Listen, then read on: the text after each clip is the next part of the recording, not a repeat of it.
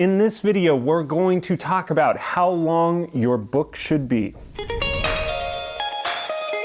How long does our book need to be? As short as possible. You always want your book as short as possible without leaving anything out. Every nonfiction book you read just about could be about anywhere from 30 to 50% shorter. That's on purpose. A bookstore cares about space, like all retail. So obviously they don't want the book displayed like this with the cover out because that's super wide. You could fit, 3 or 4 books across, so they have to turn them sideways. The spine has to be big enough where the name can go on the spine and people can read it.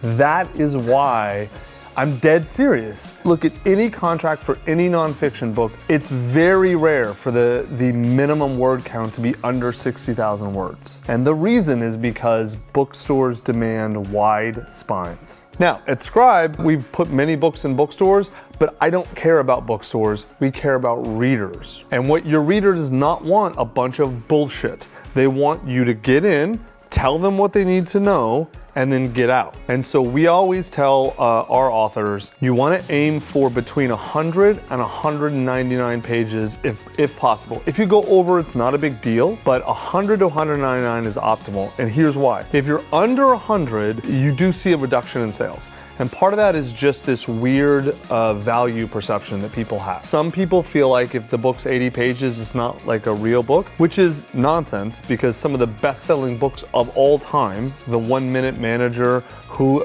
Moved My Cheese, for example, both those books have sold over 20 million copies, and they're like 80 pages. Our buddy Kamal's book.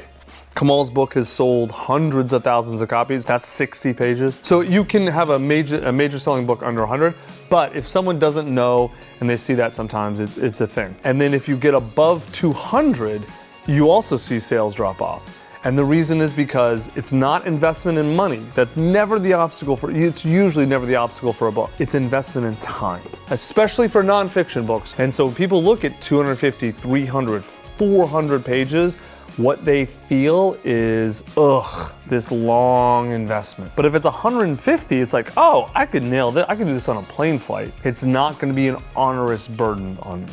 All this ties into writing. We tell people, and you'll see in all our writing videos and the blog posts, everything you write should be as short as possible, as simple as possible, direct as possible, and as much about the reader as possible. And by definition, that makes your book short.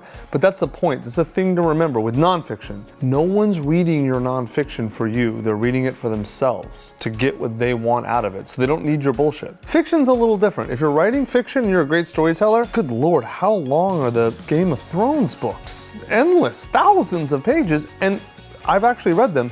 They're a really quick read. They're fantastic. The way he paces and tells stories, you're engaged the whole time. So if you can write nonfiction like that, which is a very, very difficult thing to do, it's a very rare skill set, and even if you can, the shorter your book is, the better it'll do. Are there authors you can think of that fit into that description? Yeah, I mean, Malcolm Gladwell is the iconic example. Yeah. He's a very good storyteller. His stuff is really easy to read. Michael Lewis is also like that. He's a very good storyteller. His stuff is very easy to read. We don't emphasize storytelling as much as we do like give the reader a map. Right, exactly. Here's why. So this is important for book length. It's not an easy thing to be a great storyteller. It's a skill. You can develop it. If you want to put in the work and develop the storytelling skill, you absolutely can. And I've seen people who are very bad at storytelling become very good in not a long period of time. But you do not have to be a great storyteller to write a really useful, really good book that really helps people and gets you what you want. Absolutely, those two things do not have to go together. It's just the better you are as a storyteller, the better your book's gonna be. One last question on this. I have talked to authors who want a thick book to prove that they're experts and all this stuff. How often do authors screw this up that they're just filling with fluff for the sake of it? So it's a great question. We actually did that with our book, The Scribe Method. This is 500 something pages. It's a long ass book. So there's 2 reasons we did this.